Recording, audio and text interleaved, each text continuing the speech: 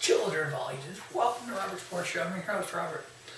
Alright, Impact Wrestling Rebellion pay-per-view this Sunday on Fight TV, on PlayStation, and other pay-per-view outlets. You know, we all know, if you watch Impact Wrestling, if you watch AEW, we all know the main event of this show is AEW World Heavyweight Champion Kenny Omega versus Impact Wrestling Unified Champion Rich Swann. Whew, yeah, that's a doozy. I have my feelings on that. I know what I want to happen. I know what I can see happen. I know what more than likely is going to happen. Let's run down the whole card, then we'll get into that main event. First match, we have Mack Cordova versus Brian Myers.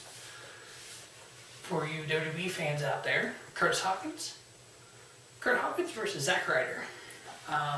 Mack Cordova and Brian Myers have started teaming together in 2005, before their WWE run. And we also remember they were the Edgeheads in WWE at one time, tag team champions. Mack Cordova, formerly known as Zack Ryder, was United States champion. Brian Myers, formerly known as Kurt Hawkins, lost 267 matches in a row. They both find themselves in Impact Wrestling. They've kind of been feuding off and on. This will actually be their first match against each other in Impact, but it'll be their fourth match against each other overall. Mack Cordova actually won the first three back in WWE days.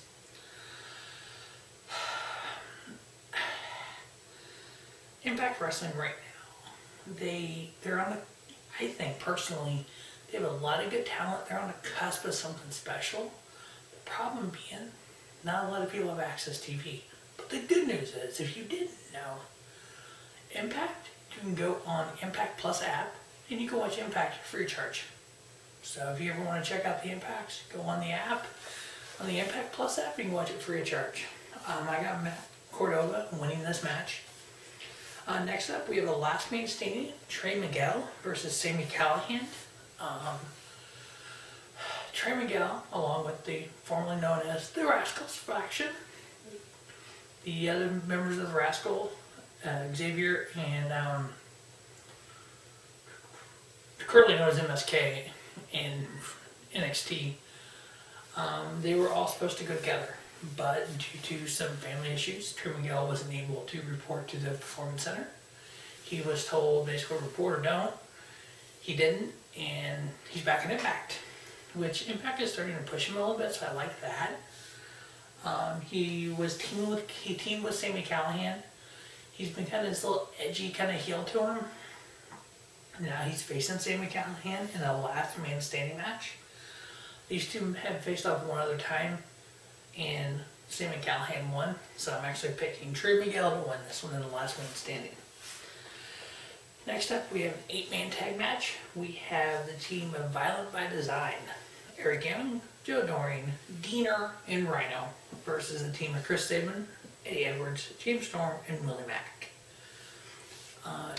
Eddie Edwards and Willie Mack teamed with Rich Swann and Trey Miguel at Hardcore Justice in a hardcore war match against the Violent by Design. Violent by Design won that. So these four gentlemen, I believe, are going to win. I'm picking Chris Sabin, Eddie Edwards, and James Storm, and Willie Mack to beat Violent by Design. Next up, we have the Impact Knockout Tag Titles on the line. We have champions Fire and Flava, Kiera, Hogan, and Tasha Steelz versus Jordynne Grace and her new tag team partner, Rachael Ellering. Jazz retired, and so we have a new tag team partner for Jordynne Grace, who during this week's Impact, literally Rachael Ellering just came out to save Jordynne Grace from getting beat down. And it's like, that is just so random. But hey, you know what? Rachael Ellering, second generation superstar. She's actually someone that if WWE ever wanted to do a,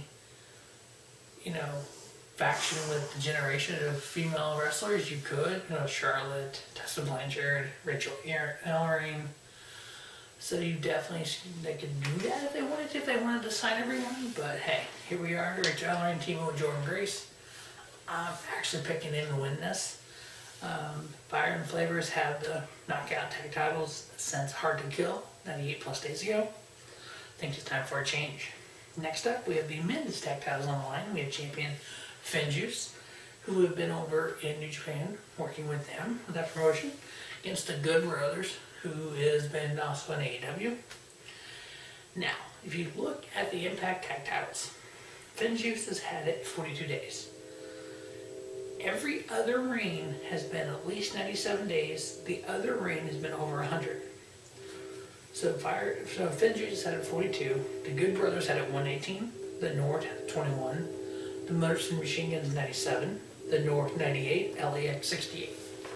It's like every other one. So I'm actually picking the Good Brothers to regain the Impact Tag Team titles. Next up, we have a triple threat match for the Impact X Division Championship. We have champion Austin Aries versus Josh Alexander versus TJP. Ace Austin, who will have Madman Fulton on his side, is the defending X Division champion. He won the Super X Cup to get his shot at the X title. The one person that everyone is not talking about in this match is Josh Alexander. A very talented guy. He was part of the North with Ethan Page, one of the best tag teams in Impact history. I'm actually picking Josh Alexander to get the victory here. I think he's going to kind of get that quick little roll up, and we will have a new X Division champion, and he's Josh Alexander. Next up, we have the Impact Knockout title line. We have champion Deonna Purrazzo versus Tenille Dashwood. Deonna Purrazzo is currently holding the title 157 days, which is the third longest reign of the Impact Women's Champion since 2017. Her little faction that she's going to put together with Susan and Kimberly. I actually don't see Deonna losing the title to Tenille Dashwood. I don't see Tenille as a Impact Women's Champion right now. So I got Deonna Purrazzo retaining her title. Next up, we have the AEW World Heavyweight Champion, Kenny Omega, versus the Unified Impact Champion. The reason they're saying Unified Impact Champion, because about 6 months ago, Moose found an old TNA World Title belt, brings it out, and declares himself TNA World Champion. He defended it a few times, they laughed at him, and then he demanded a title match versus the champion at the time, which I believe was Red Swann. I think Swann had a match against Willie Mack, and he was supposed to face the winner. He got involved, and that's when Scott D'Amore said enough of it and basically said that TNA title was a title, that he would defend it versus Red Swann for the to unify that with the Impact World title. Red Swann won them both in that one-on-one matchup, and that's why it's the Impact Unified title, which, whatever. So Red Swann has had the Impact title 182 days, Omega 138 days. Now, everyone's saying Kenny Omega's going to win. There's really no reason for Kenny Omega not to win. AEW is the bigger show. AEW is on primetime with the Primetime Network and TNT. Has this forbidden door helped Impact or helped AEW? To be honest with you, AEW, the Good Brothers is all they've really gained. Red Swann's never been on the show. Kenny's been on Impact a few times, had a couple matches, had a couple pay-per-view matches this year. The only reason I would think Red Swann would win, because when Tony Khan has done these paid commercials for AEW on Impact, he said he's paying for them. He's coming off more like Mr. McMahon heel kind of, Tony Khan. And he said in the press conference when they announced the match, starting with the match, that Red Swann is welcome in AEW.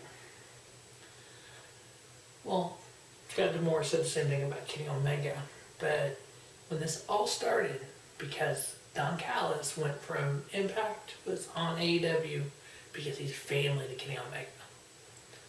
And then when Kenny Omega won the title, they said, see you Tuesday night.